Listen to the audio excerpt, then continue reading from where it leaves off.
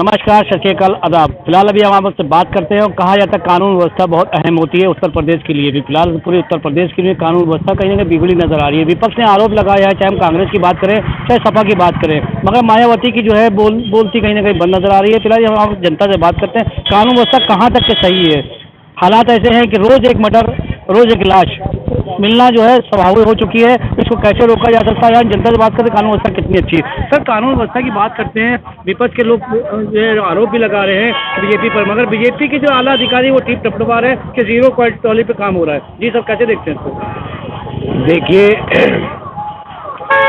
एक बात तो आप जान लीजिए कि भारतीय जनता पार्टी के पास कोई प्लान नहीं होता। वो किसी चीज का बैंडिंग नहीं करती, वो प्लानिंग नहीं बनाती। वो एक बगैर सोचा समझा जो है उसकी पॉलिसी मान लीजिए, उसकी कार्य योजना मान लीजिए, उसका काम करने का तरीका मान लीजिए। अपराध पर नियंत्रण न होना,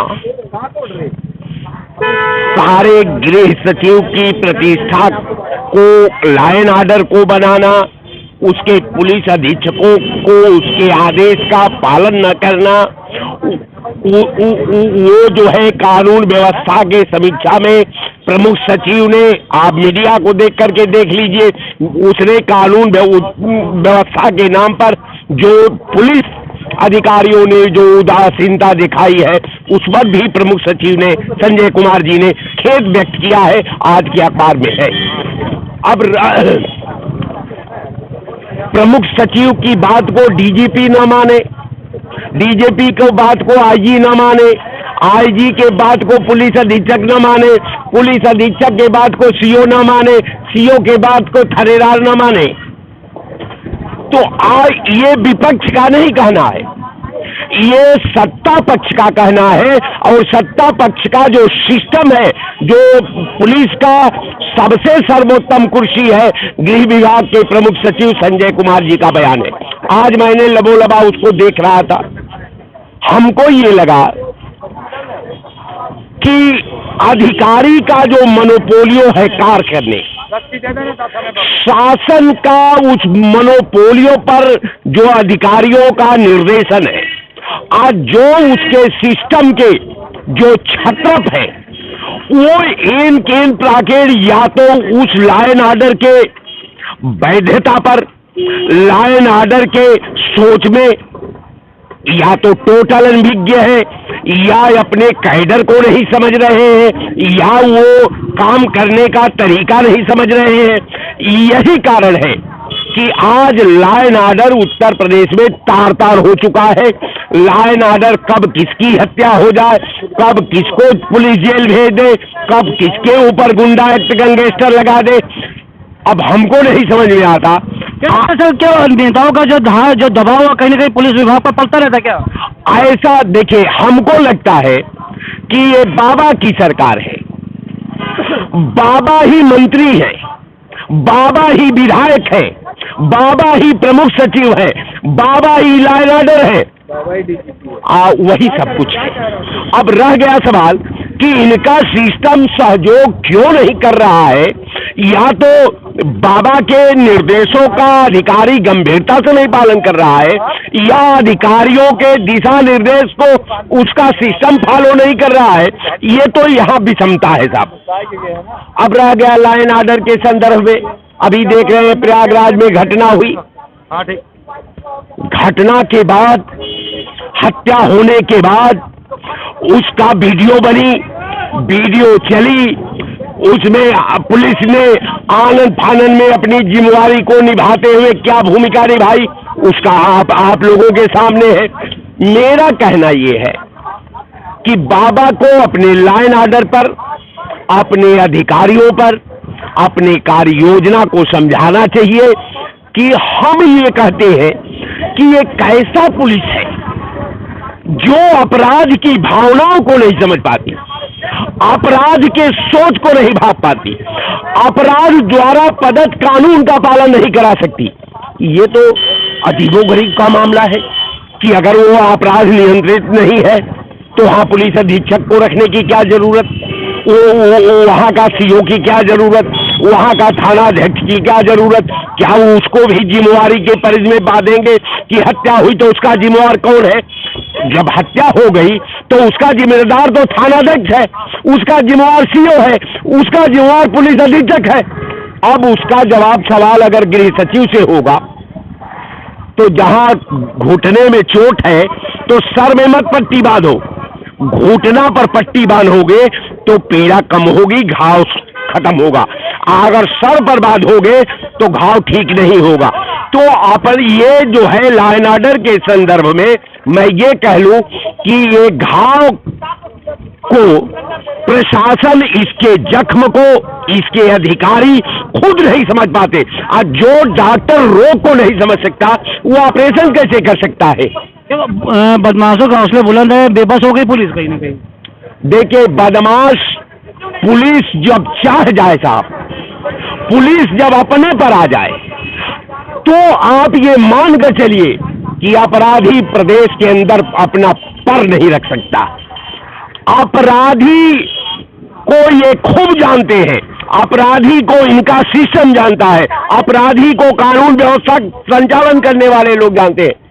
लेकिन कहीं न कहीं अपराधी का छाप, उसका दबाव प्रशासन पर है, चाहे वो सरकार द्वारा हो, चाहे प्रशासनिक द्वारा हो, चाहे वो नेता के प्रभाव में हो, दबाव है। इसलिए प्रदेश का कानून सरकार का मदद नहीं कर पा रही है और निरंतर हत्याओं का, अपहरण का, बलात्कार का एक लंबा फहरिस्त बनता जा रहा है। अब बाबा संत है, अब वो क्या कर रहे हैं ये तो भाई मुख्यमंत्री जी का मामला है। लेकिन मैं मुख्यमंत्री जी से निवेदन आपके चैनल पर करूंगा कि देखिए, लॉ एंड ऑर्डर का आपका कोई उपहास नहीं उड़ा रहा है।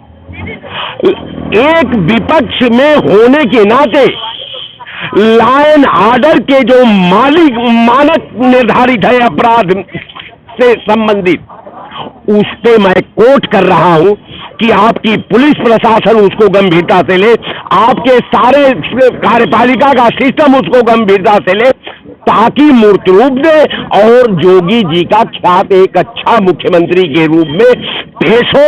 हम योगी जी से, योगी की सरकार से, योगी जी के पुलिस अफसरों से मैं यही चाहता हूं। यहां कोई प्रतिवाद नहीं है।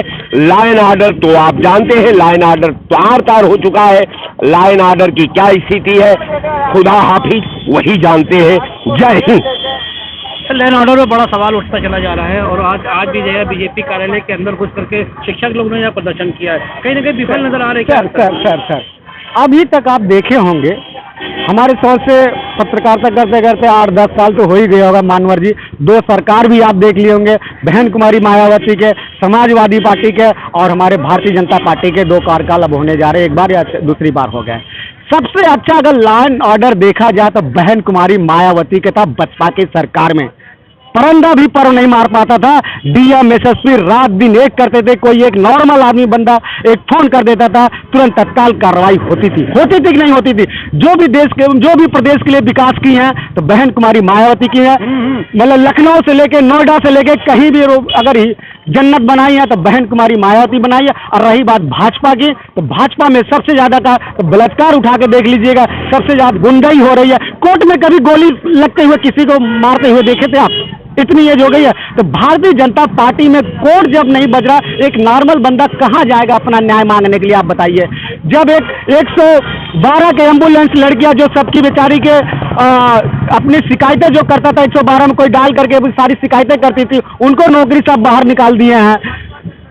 हाथरस कांड से लेके और अभी क्या नाम है, आगरा में एक शहीद हुआ बेचारा। भारतीय जनता पार्टी अपने जैसे जैसे चुनाव आएगा और हमारे देश के नौजवानों को शहीद करते रहेंगे एक एक करके। वहाँ भारतीय जनता पार्टी सिर्फ फोटो खिंचाने के अलावा और जुमलाबाजी करने के अलावा, झूठ बोलने के अलावा, 420 करने के अलावा, ठगने के अलावा जनता के, भारतीय जनता पार्टी के कुछ इसके अलावा कुछ भी नहीं है। सिर्फ जनता ठगे हैं। बीजेपी के बड़े नेता यही कह रहे हैं कि कानून व्यवस्था जो इतनी मजबूत है और 0 to 100 पे काम हो रहा है, कैसे देखते हैं? अच्छा बताइए, कानून व्यवस्था अगर मजबूत होती तो सिंपल इतना उत्तर प्रदेश पूरे ऑल इंडिया में फेमस अतीक अहमद, इतनी प्रशासन रहते हुए एक दो रोड छाप गुंडे आते हैं, मार के चले जाते हैं। इतना प्रशासन होने के बाद मुन्ना बजरंगी को गोली मार दिया जाता है। इतना प्रशासन होने के बाद कोर्ट में गोली मार दिया जाता है। इतना आपकी कानून व्यवस्था सही होने के बाद चंद्रशेखर रावण को फायरिंग हो जाती है। इतना प्रशासन होने के बाद सारे माफिया बाहर घूम रहे हैं, तो क्या न्याय है सर? तो योगी का नारा था कि जो है जो अपराधी होंगे वो भागेंगे या अभी जेल के अंदर नजर आएंगे। जो अपराधी होंगे वो भाजपा ज्वाइन कर लेंगे। भाजपा ज्वाइन कर लेंगे, बस ये सबसे बड़ा नारा है उनका, क्योंकि उनके पास एक वॉशिंग मशीन है जिसमें सारे अपराधी आते हैं, चक्की पीसिंग वाले भी, और डिप्टी सीएम बन जाते हैं। तो सारे अपराधी तो उन्हीं के पास है। देखिए, अगर चोर को क्या कहते हैं बैंक का क्लर्क बना दिया जाए, चोर को बैंक का क्लर्क बना दिया जाए, कैशियर बना दिया जाए, तो चोर चोरी करेगा क्या? चोर चोरी करेगा? तो बस सेम यही चीज़ है। ये बैंक है चोरों का बैंक है, उसमें सारे चोरों को भर्ती मिल गई है। योगी आदित्यनाथ के ऊपर खुद 57 मुकदमे थे।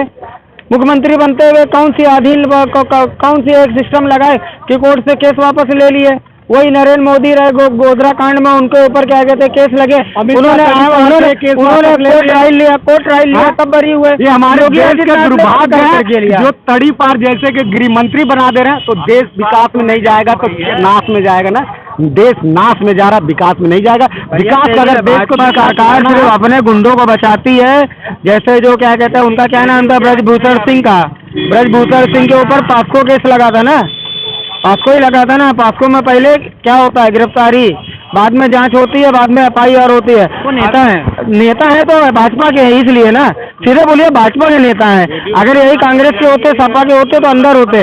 आजम खां के ऊपर बकरी का आरोप लगा के, बकरी चोरी का आरोप लगा के उनको अंदर कर दिया, और लड़के की 3 साल उम्र बढ़ गई तो 7 साल की कैद हो गई। ये छोटे छोटे जुर्म में 7-7 साल की कैद हो रही है, लेकिन पॉस्को जैसे केस में कोई सजा नहीं है। इसमें आप क्या कहेंगे? पूछिए जरा, इन लोग से पूछिए कुछ इनकी राय। क्या हालात है? हाँ सर, देश की जनता मन बना ली है मेरे बड़े भाई। आप जब भी कहीं पत्रकारिता करिए, मेरी आवाज़ भी ये रहेगी, देश मन बना लिया, जो रोजगार देगा, शिक्षा देगा, स्वास्थ्य देगा और सारी सुविधाएं देंगे हमारे गरीब मजदूर के, जनता उसके साथ है। 2024 में बहुत बड़ा परिवर्तन हो रहा है, ये इतिहास गवाह रहेगा। भाई और लोगों से बात करते हैं, जिस तरह से इन्होंने कहा है कि यह सर, ये आज कानून व्यवस्था जो बिगड़ती नजर आ रही, कैसे देखते हैं सर बीजेपी? कहाँ यार कानून व्यवस्था बिगड़ी, कहाँ बिगड़ी? एक जगह बताइए सर। अभी फिलहाल जो है 69 शिक्षक जो है बीजेपी कार्यालय के अंदर घुस गए। अरे भाई, उनको पीड़ा है, वो सरकार के पास चले गए। उनको लगा कि ये कोई नई इलाइयों को बिफेल नहीं है क्या? इसमें कौन सा LIU का फेल है भाई? हमें तकलीफ है, हम चले गए भाई, बीजेपी की सरकार है, बीजेपी कार्यालय में चले गए। मुख्यमंत्री के वहाँ नहीं, नारेबाजी लगी ना बहुत। ये तो अच्छी बात है भाई। अगर मुझे कोई पीड़ा है तो आपको क्या लगता है हम फूलमाला लेकर के जाएंगे? हम जाएंगे, जो मिलेगा उससे बोलेंगे, बुलाओ भाई उनको, साहब को मैंने वोट दिया था। ये आपकी नज़र में कानून व्यवस्था अच्छी है? कानून व्यवस्था अच्छी है, छोटी मोटी गलतियां हैं उनको दुरुस्त कर लें, बस ठीक है। अरे भाई, रोज तो आरोप लगा रहे ना कि कानून व्यवस्था। अरे भाई, विपक्ष का काम है आरोप लगाना। अरे तो भाई विपक्ष ही नौकरी दे दे अगर उसके पास पावर है तो। बीजेपी नौकरी नहीं देगा क्या? नहीं देती है तो बीजेपी तो दे तो रहा है नौकरी, किसको नहीं मिल रही है? अब उस आरक्षण में अधिकारियों ने गलती कर दिया है, अब उसको सुधार लेंगे लोग। आश्वासन मिल रहा है, सुधार करके उनको नौकरी दे दी जाएगी। नौजवान खुश है नौकरी से, अब उनको नौकरी मिल जाएगी, यही लोग खुश हो जाएंगे। 18,000 का लगभग लोचा आ रहा है उसमें, अधिकारियों ने गड़बड़ कर दिया, उसमें जनरल वालों को भर दिया। अब जिसकी सरकार है उसका कुछ ना कुछ तो होगा कि नहीं होगा? हमारी सरकार हो जाएगी, और आप हमारे मित्र, तो सबसे पहले तो हम तो एक चैनल आपका जो है खुलवा देंगे नेशनल टीवी पर, पहला काम ये करेंगे। क्योंकि मेरे मित्र हो, मित्रता तो किसी से रखनी पड़ेगी ना। अगर आपने हमारी बात को जनता के बीच में रखा है तो कुछ ना कुछ तो हम करेंगे ना आपको। तो सबसे पहले मोदी योगी ने तो वही काम किया ना, जिन लोगों ने उनको सत्ता तक पहुंचाया उनको लाभ दे दिया है। अब थोड़ा बहुत जो गलतियां हो गई बेचारे, उनको भी दे दिया जाएगा। तीसरी बार आने दो मोदी। अरोड़ के बड़ा उनको दे दिया, नीचे के नीचे। अरे भाई, ऐसा होता ही है जी भाई। अब बाराती सब लोग जाते हैं किसी बारात में, तो जो पहले शादी वादी की सब कराता है, फूफा हो गए, मामा हो गए, तो उनको पहले जो है बैठाया जाता है पंगत में, उनको दान दक्षिणा भी दिया, बारातियों को थोड़ी दिया जाता है। तो सरकार बनाने में जो लोग वहाँ बैठे, जिन लोगों ने बाबा जी को वहाँ पहुँचाया, मोदी जी को पहुँचाया, पहले उनका भला हो जाने दीजिए। अभी 10-20% बाकी है, उनकी आने वाली सरकार फिर उन्हीं की लगता है, आपके जरिए तो उन्हीं की होना चाहिए। अरे उनकी सरकार क्यों होना चाहिए, तो जनता डिसाइड कर लेना कि भाई पहले उनको क्या मिला क्या नहीं मिला। हम कौन होते हैं भाई, हम मोदी जी हमारे अच्छे हैं, हमारा भला करेंगे पहले। मकान दिया, रोजगार दिया, राशन दिया। ये कौन सी बात है, सभी सरकार देती है, चूरा तो सभी सरकारें फेंकती हैं। कांग्रेस की थी तब भी वो राशन का चूरा मिल रहा था। और तो शक्कर बढ़ी हुई थी, तेल बढ़ा, अरे सब कुछ मिला, वो सब कुछ मिल रहा था। इन्होंने कहा थोड़ा उसको हम कम कर देते हैं जनता का, पहले अपने लोगों का कुछ कर दिया जाए। भाई देखिए सरकार रहेगी तभी कुछ कर पाएंगे ना। अब मोदी जी अगर कुर्सी पे नहीं रहेंगे, योगी जी कुर्सी पे नहीं रहेंगे, तो कौन बांटेगा भाई अपने लोगों को। तो पहले जिन लोगों ने इनको कुर्सी बैठाया है उनका भला होना चाहिए कि नहीं होना चाहिए। अब उनका भला हो रहा है, अब जो तड़प रहा है उसको बाद में दे दिया जाएगा। सब्र करे भाई, हम जनता से कहते हैं सब्र करो भाई। आपने वोट दिया है ना केवल, तो आप वोट दिया है तो क्या आप जान लोगे क्या। जिन लोगों ने खून पसीना बहाया है, जिन लोगों ने हमारे लिए प्रचार किया 24 घंटा से पहले, उनका काम हो रहा है, उनको कर लेने दो, उसके बाद आपको भी कुछ मिलेगा। परेशान न हो, सबको मिलेगा। 2024 में किसका चेहरा देखना चाह रहे हैं? भाई चेहरा क्या है, हम तो चाहते हैं कि मेरे को प्रधानमंत्री बना दो। I am best prime minister of India, मैं देश का अच्छा प्रधानमंत्री हूँ, हो सकता हूँ, मुझे दे दो, मोदी से बेटर करके दिखाऊंगा। और मेरे साथ में ये भाई साहब है, अगर इनको प्रधानमंत्री बना दिया जाए ये भी अच्छे हो जाएंगे। भाई साहब को प्रधानमंत्री बना दिया जाए, ये भी अच्छा काम करें, उनसे बेटर काम करेंगे। और दूसरी बात छोड़ दी, ये भाई साहब खड़े, अगर इनको प्रधानमंत्री बना दिए ये भी अच्छा काम करेंगे। प्रधानमंत्री नहीं काम करता, वहाँ पर जो पढ़े लिखे IAS होते वो सब काम करते। प्रधानमंत्री का काम इतना है कि जनता ने, जब जनता ने उसको चुना है, जनता ने चुना है, प्रधानमंत्री का काम है जनता ने चुना, जनता की पीड़ा अधिकारियों को बता देना। तो प्रधानमंत्री जब जनता की पीड़ा अधिकारियों को बता देता है तो काम अधिकारी सुचारू रूप से करने लगते हैं। प्रधानमंत्री काम नहीं करता, योगी काम नहीं करते। योगी का काम है जनता की जो पीड़ा है वो अधिकारियों को बता दो, अधिकारी जो पॉलिसी बनाएंगे उसको पढ़ लो, जनहित है या नहीं है। तो हो सकता है योगी जी ने पढ़ने में, जैसे आरक्षण भर्ती वाला जो आपने बता दिया, योगी जी तक लिस्ट गई होगी, योगी जी ने ऐसे देख लिया, अधिकारियों ने कहा अरे साहब ये हो सकता है योगी जी कहीं चुनाव में जा रहे हो, जल्दी जल्दी में लिस्ट गई होगी, अरे सर जल्दी दस्तखत मार दो। अब योगी जी को थोड़ी पता था इसमें आरक्षण घोटाला कर दिया अधिकारियों ने, गलती हो गई। अधिकारियों को डांट तो रहे हैं, कोर्ट में जा तो रहे हैं, अब योगी जी क्या करे, वो अधिकारियों को डांट रहे हैं। देखना 1-2 अधिकारी भी सस्पेंड होंगे, नौकरी तो मिलेगी उनको आराम से। अब ये बात अलग कि इन लोगों को इतना कष्ट सहना पड़ा, कुछ लोग मर गए, कुछ लोगों को जान गंवानी पड़ी, योगी जी को बदनाम करना पड़ा, योगी जी की शीशा लेदर हो गई इसमें। तो भाई ये तो अधिकारियों की गलती मैं तो इस मामले में मानता हूँ। यानी कि ऊपर जो बैठे वो सही है, नीचे लोगों ने जो है गड़बड़ी कर दी। भाई सीधी सी बात है, अधिकारियों प्रदेश में अगर भर्ती हो रही है तो योगी जी के निर्देश पे होगी भर्ती। वहाँ का जो प्रमुख सचिव है उसका समीक्षा करेगा, विभाग वाला अब किसी को टेंडर देगा, आप एग्जाम कराइए। उन लोगों ने गलती कर दिया, उन्होंने बता दिया योगी जी को, अरे सब ठीक है महाराज जी, सब बढ़िया है। महाराज जी कहीं जल्दी में उसी समय लिस्ट लेके पहुंच गए। कभी कभी हम लोगों से भी हो जाता है, हिसाब किताब मांगने में गलती हो जाती कि कहीं दिमाग अंते दूसरी जगह दस्तखत मार दिया, चले गए, जाना इधर तो चले गए उधर। तो बाबा जी से कुछ ऐसे गलती हो गई, जाना था किधर, चले गए किधर। आइए और लोगों से बात करते हैं। फिलहाल देखिए सर, बात कानून व्यवस्था की नहीं, बात यहाँ पे ये कि आम जनता के बारे में कौन सोच रहा था, कौन नहीं सोच रहा था। फिलहाल कानून व्यवस्था भी कहीं ना कहीं बिगड़ती नजर आ रही, कैसे देखते हैं सर? देखिए कानून व्यवस्था पहले से तो ठीक है, कानून व्यवस्था में गड़बड़ी नहीं। जैसे शर्मा जी ने बताया कि ये अधिकारियों की ही गलती है, अधिकारियों की गलती से ही तमाम नेता बेइज्जत हुए हैं और अधिकारी इसमें बर्खास्त होंगे और पकड़े जाएंगे, इसमें दो राय नहीं है। और मैं भारत कम्युनिस्ट पार्टी की तरफ से ये आपको आश्वासन देना चाहता हूँ कि रोजगार मांगना कोई बुरी बात नहीं है। रोजगार जिसको नहीं तो रोजगार मांगेगा ही, और रोजगार मिलना भी चाहिए, सरकार को देना भी चाहिए। जो गलती हुई उस पर जल्दी से निर्णय लेना चाहिए। गलती में जल्दी निर्णय लेना चाहिए। गलती का 2 साल से बेचारे बाहर बैठे में, निर्णय कब तक के निर्णय होना चाहिए? इस सरकार से उम्मीद मत करिए, समय का इंतजार करिए। अभी तो उत्तर प्रदेश में हालांकि 27 में चुनाव है, नतीजे आप 5 राज्यों के भी देखेंगे और 2024 में भी नतीजे देखेंगे। जब इनके खिलाफ नतीजे आएंगे तब इनको शर्म आएगी। हो सकता है 2024 में जब सत्ता से केंद्र में बाहर हो तो शायद योगी जी का बुद्धि काम करने लग जाए। अब सत्ता बचानी है तो देश हित में भी बात करनी होगी, जनता हित में भी बात करनी होगी। रोजगार सुरक्षा, महंगाई, नौकरियां, सुरक्षा, इस पर बात करनी होगी। हिंदू मुस्लिम पर बात नहीं करनी होगी, मंदिर मस्जिद पर बात नहीं करनी होगी, सांप्रदायिक दंगे नहीं फैलाने होंगे। आप छोटी जातियों को बड़ी जातियों से आप लड़ाने का काम कर रहे हैं, जब आप हिंदू मुस्लिम नहीं लड़ा पाए, क्योंकि मुस्लिम आज समझदार हो गया है। वो किसी भी बहकावे में नहीं आ रहा। 2013 में भी आपने हरियाणा में हिंदू मुस्लिम कराकर 2014 जीता था, 15 लाख 2 करोड़ नौकरियों के नाम से जीता था। 2019 में आपने 42 जवानों की हत्या करने के बाद आपने चुनाव सत्ता हाथे आई थी। तो अब ये देश को समझ में आएगा। आप लाइन ऑर्डर की बात करते हैं, चाहे उत्तर प्रदेश के परिप्रेक्ष्य में, उत्तर प्रदेश के परिप्रेक्ष्य में कहें, चाहे केंद्र के परिप्रेक्ष्य में कहें, कहाँ कोई सुरक्षा है? मणिपुर देख लीजिए आप। अच्छा, उधर आप कोई भी नेता है जो ब्रिजभूषण जैसे लोग या कोई भी है, आज किस पर कार्रवाई हो रही है? जो इनके अपने भ्रष्टाचारी हैं, इनके अपने बलात्कारी हैं, इन पर कौन सी कार्रवाई हो रही है, ये हमें देश को समझाना पड़ेगा।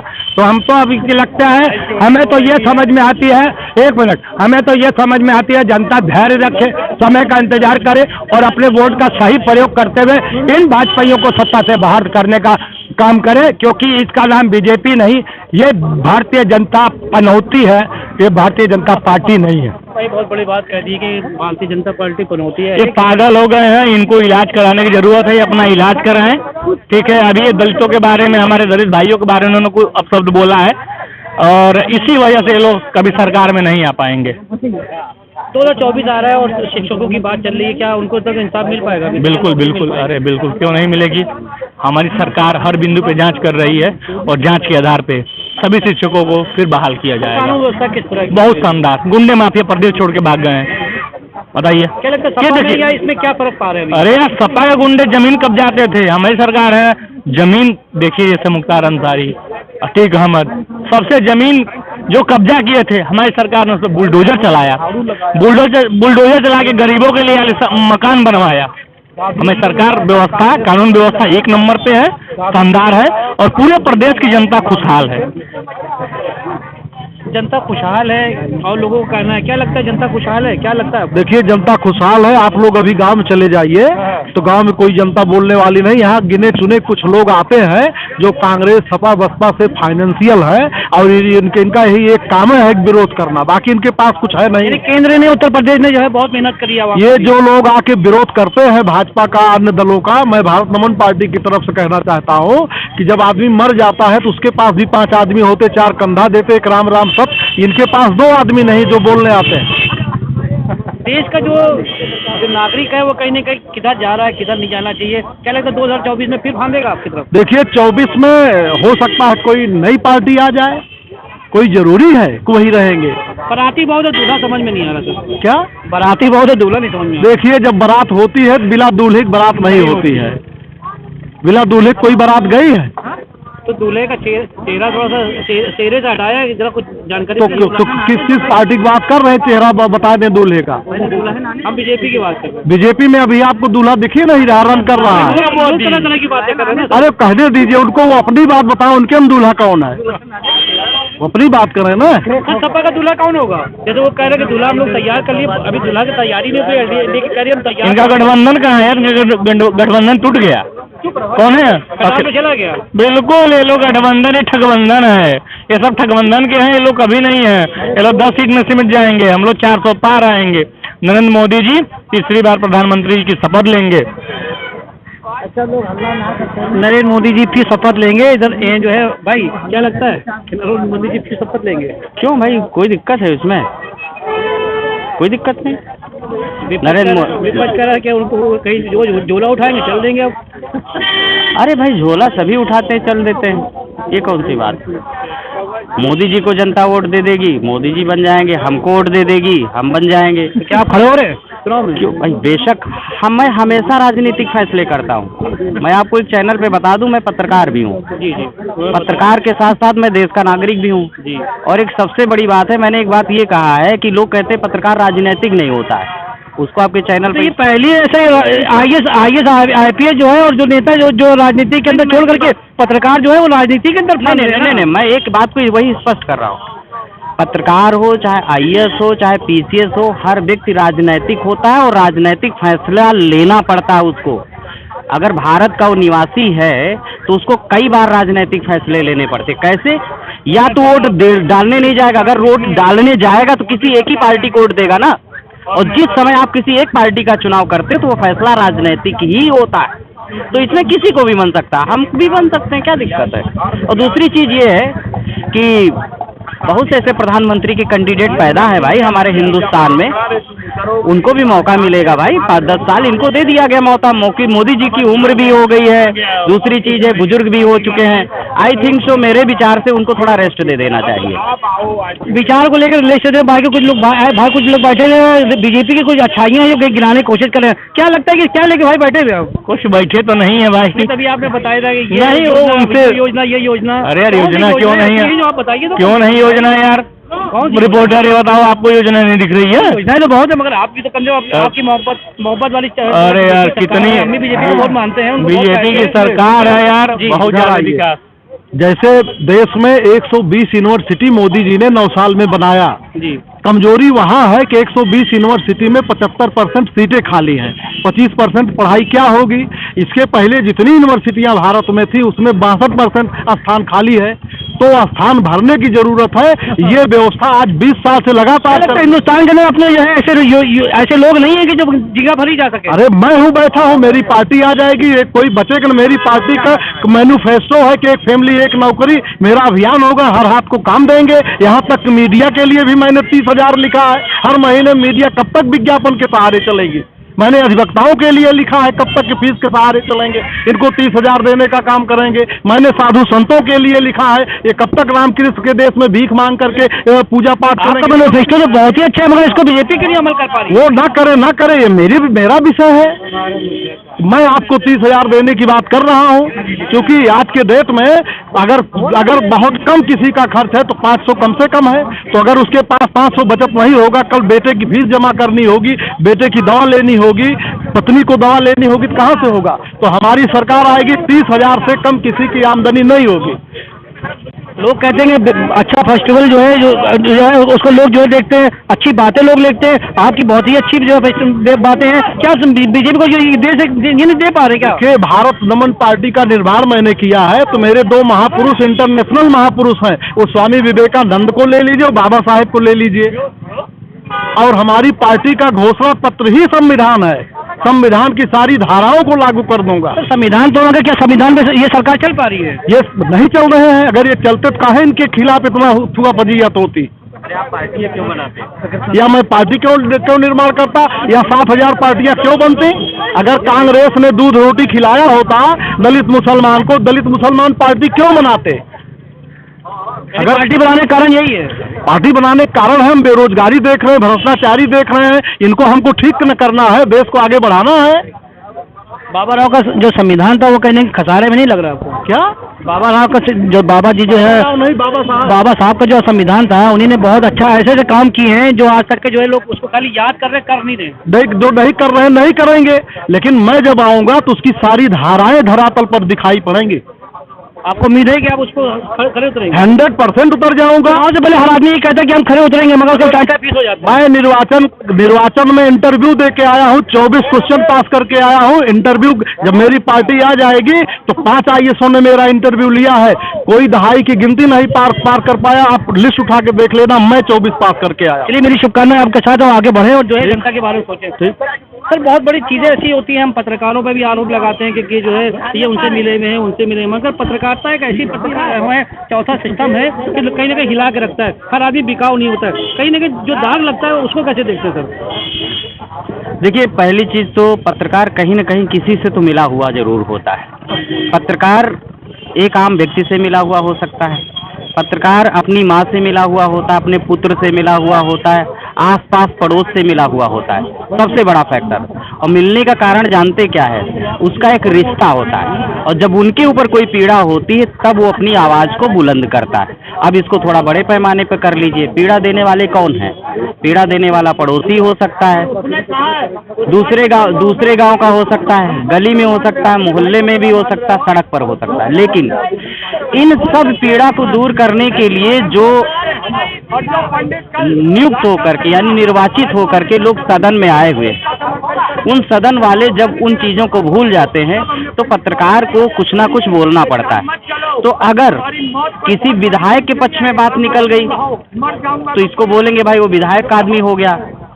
अगर जनता के पक्ष में हो गई बात तो लोग उसको कह देंगे विपक्ष का आदमी हो गया है। सवाल ये है ना कि पत्रकार का ध्रुवीकरण करने वाले सिर्फ राजनीतिक पार्टियों के लोग हैं। जनता कभी पत्रकार को हित दृष्टि से नहीं देखती। हम दलित की बात करते हैं मगर कहीं ना कहीं विफल हो गए हैं। दलित की तरह जो है आज पत्रकारों को भी देखा जा रहा है। देखिए, सबसे बड़ी बात यह है कि अगर दलितों की आप बात कर लीजिए तो दलित ही यहाँ के मूल निवासी हैं, पहली बात तो। दूसरी बात यह है कि दलितों के साथ जो छुआछूत और भेदभाव का जो रवैया अपनाया गया है, और छुआछूत भेदभाव इसलिए हुआ गया क्योंकि उनको मुख्य धारा की तरफ से किसी ने खींचने का काम नहीं किया है।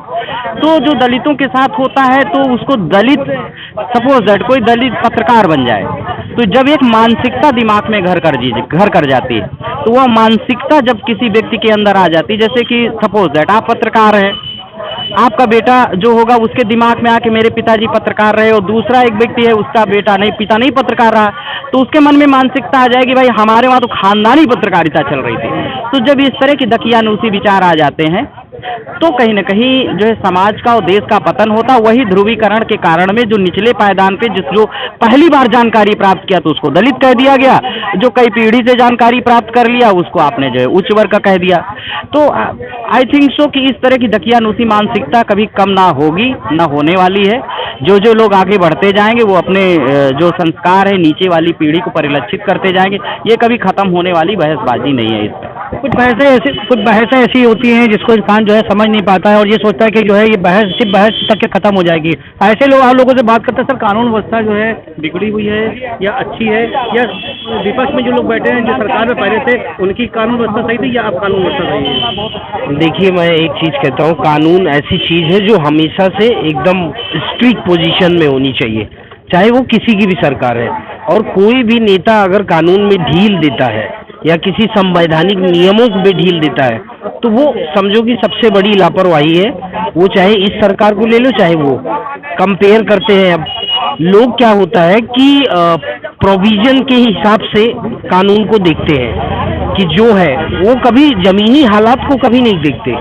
आज के समय में आप देख लीजिए कि सबसे बड़ा जो क्या कहते हैं law and order maintenance responsibility होती है वो पुलिस के ऊपर है। और पुलिस जो है इस टाइम पे कहीं कहीं से ऐसी खबरें आती रहती हैं कि जो कि एकदम से निराधार है।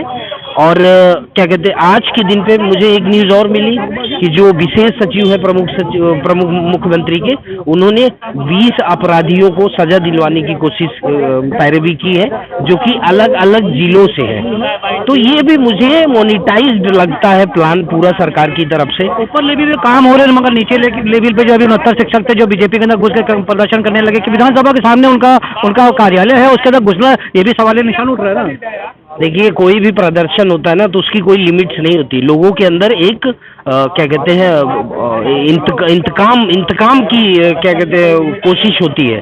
तो किसी भी प्रदर्शन को अगर किसी लिमिट क्रॉस के हिसाब से आप देखोगे तो बहुत मुश्किल उसको मानना। लिमिट क्या किसी थाने में घुस करके प्रदर्शन कर लेगा? करते ही है। आप पंजाब में ही देखिए, अभी वो जगदीप सिंह ने क्या कहते हैं सच्चा उस पे किया था, वहाँ पे तो थाने में हो गई और गुरु ग्रंथ साहिब को भी किसी तरह से इज्जत से उठा के लाया गया। तो कहने का मतलब लॉ एंड ऑर्डर तभी जनता मानेगी या तभी विपक्षी लोग मानेंगे जब किसी भी शोषित या किसी भी आदमी के साथ गलत होगा और वो बात समाज में फैल के जाएगी। लोगों ने अपनी बातें रखी और यही कहा कि जो है कानून व्यवस्था बहुत ही अच्छी है, बहुत ही दुरुस्त है। विपक्ष से भी उन्हीं ने कहा कि विपक्ष की जो पहले कानून व्यवस्था थी बहुत खराब थी, मगर इसमें जो है बीजेपी में कहीं ना कहीं कानून व्यवस्था बहुत सही है। मगर कुछ लोगों ने ये भी कहा कि कानून व्यवस्था जिस तरह मायावती की थी उस तरह अभी तक किसी की कानून व्यवस्था नजर नहीं आई है। कैमरामैन तला के साथ शरफुद्दीन खान, लखनऊ।